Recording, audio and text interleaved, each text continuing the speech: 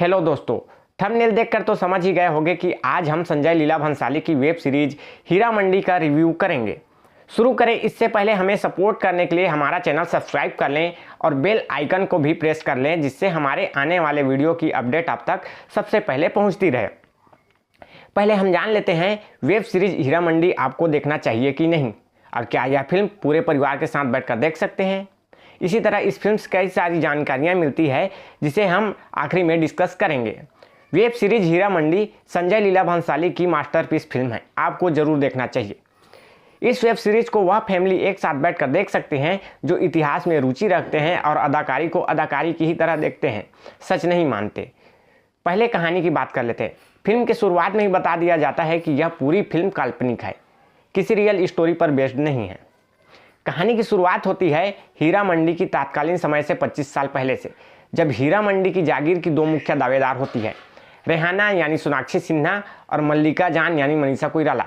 उसी समय मल्लिका जान एक बच्चे को जन्म देती है, पर हीरा मंडी जैसी बदनाम जगह पर वह बच्चा सरवाइव नहीं कर सकता, क्योंकि हीरा मंडी में ऐसे बच्चे दलाल बन जाते हैं या हिजड़ा बना दिए जाते हैं या नशेड़ी बनकर वहीं पड़े रहते हैं। इसलिए रेहाना मल्लिका जान के बच्चे को बेच देती है, लेकिन मल्लिका जान भी मजबूर होती है और सभी चीज़ों को बर्दाश्त कर लेती है। पर जब रेहाना मल्लिका जान के ग्राहक को ही फंसाकर अपने कब्जे में कर लेती है, तब मल्लिका जान समझ जाती है यह मेरा सब कुछ छीन लेगी और मुझे बर्बाद कर देगी।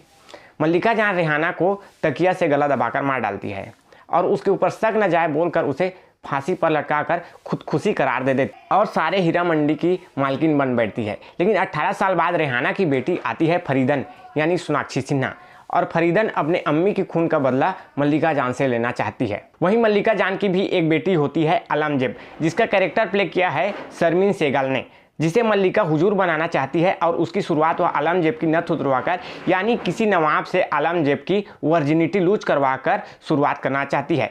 पर आलमजेब तवायफ नहीं, एक शायर बनना चाहती हैं। तभी एक मुशायरे पर आलमजेब से एक लड़के की मुलाकात होती है जिसका नाम ताजदार बलोच होता है, जिसका कैरेक्टर प्ले किया है तहा साहब बदूसा ने। यह एक नवाब परिवार का लड़का होता है और लंदन से पढ़ाई करके आया हुआ होता है।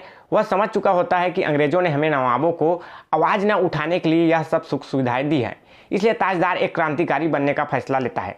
सभी चीज़ें अपने पारंपरिक रूप से चल रहा होता है, लेकिन जैसे जैसे अंग्रेजी हुकूमत की ताकत बढ़ रही थी, अंग्रेज अपना असली रंग दिखाना शुरू करते हैं, जो कुछ ऊंचे पद रखने वाले भारतीयों को पसंद नहीं आता और जनता भी अंग्रेजी हुकूमत के खिलाफ आंदोलन तेज कर देती है, जिसके तार हीरा मंडी से जुड़े होते हैं और अंग्रेज अफसर हीरा मंडी के इलाकों में छापे मारने शुरू कर देते हैं। इनके बीच कई चालबाजी होती है जो देखने में काफ़ी दिलचस्प है। आपको सीरीज बीच में नहीं छोड़ेगी, अंत तक बांध कर रखती है। अब जो अफवाह है उनके बारे में डिस्कस कर लें। फिल्म की लंबाई बहुत ज़्यादा बताई जा रही है, जिसके वजह से लोग सीरीज की आलोचना कर रहे हैं। इसके लिए हम कहना चाहते हैं पूरा बकवास है। फीचर फिल्म और वेब सीरीज में यही फ़र्क है कि एक डायरेक्टर फीचर फिल्म में अपने पसंदीदा सीन को काट देते हैं टाइमिंग की वजह से, पर वेब सीरीज एक मौका है डायरेक्टर को अपने टैलेंट को अच्छी तरह से भुनाने का। हीरा मंडी एक फीचर फिल्म नहीं बल्कि एक सीरीज है। आपके पास देखने का टाइम है तो देखिए, नहीं तो स्किप करके देखने में वह मोमेंट और फीलिंग मिस हो जाती है जिसे हम देखना और सुनना चाहते हैं, जिससे आप फिल्म से पूरी तरह डिस्कनेक्ट रहते हैं। संजय लीला भंसाली को अगर फीचर फिल्म बनानी ही होती तो वह वेब सीरीज क्यों बनाते। हीरा मंडी पूरा टाइम लेती है अपने को एक्सप्लेन करने के लिए, जिसमें फिल्म के मेकर को कामयाबी भी मिली है। दूसरा बात की जिसने मुझे मंत्रमुग्ध कर दिया है वह है भंसाली साहब की शैली। आज के दौर में एक वेश्यालय के कहानी के ऊपर फिल्म बनाने के बावजूद एक भी सीन ऐसे वल्गर या असली नहीं है, और किसी भी सीन पर इंटीमेट सीन आता भी है तो क्या फिल्म में कोई बुराई या कमी नहीं है। फिल्म में बहुत सारी कमियां भी हैं और बुराइयां भी। सबसे पहले आते हैं सेट। भंसाली साहब फिल्म की सेट बहुत अच्छा लगाते हैं, लेकिन पूरी बनावटी लगती है। पद्मावत, बाजीराव मस्तानी, रामलीला सभी फिल्मों में लगभग एक जैसा सेट, वहाँ तक ठीक है, पर जब बैकग्राउंड में नीले आकाश को फिल्माने की बात आती है, एक छोटा सा हिस्सा दिखा दिया जाता है जो नकली दिखाई पड़ता है। दूसरा, फिल्म के किसी बड़े कैरेक्टर के पास करने को कुछ नहीं था, बल्कि कुछ छोटे कैरेक्टर ने अपनी छाप छोड़ी, जैसे मल्लिका जान के रसोइया की बेटी साइमा और बग्गी चालक बल्ली सिंह की प्रेम कहानी अच्छी लगती है। वहीं ऋचा चड्ढा का किरदार भी अपना छाप छोड़ने में कामयाब रही एक मस्तानी के रूप में। लेकिन जो लीड कास्ट हैं ताजदार और आलमजेब, इनकी करियर को फ़र्क की ज़रूरत पड़ेगा, क्योंकि दोनों को उस तरह से प्रेजेंट नहीं किया गया जिससे दोनों को तारीफ मिले। जैसे आलमजेब के कैरेक्टर के आंखों में मस्तानी जैसी इश्क नज़र नहीं आती, तो वहीं ताजदार के कैरेक्टर के आंखों में सरफरोशी की तमन्ना अब हमारे दिल में है वाली फीलिंग नहीं दिखती। न आलमजेब और ताजदार की इश्क याद रखने लायक है और न ही ताजदार की अपने पिता के खिलाफ बगावत या फिर अंग्रेजी हुकूमत के खिलाफ आंदोलन याद रखने लायक है। याद रखने लायक है तो सिर्फ अदिति राव हैदरी का कैरेक्टर, जो वतन और रिश्तों के लिए किसी भी हद तक जा सकती है, यहाँ तक मौत से लड़ सकती है हंसकर। इसके अलावा कोई भी कैरेक्टर का काम याद रखने लायक नहीं है। लेकिन कहानी आपको बिल्कुल भी बोर नहीं करेगी, अपना पूरा टाइम लेगी और बांध कर रखेगी।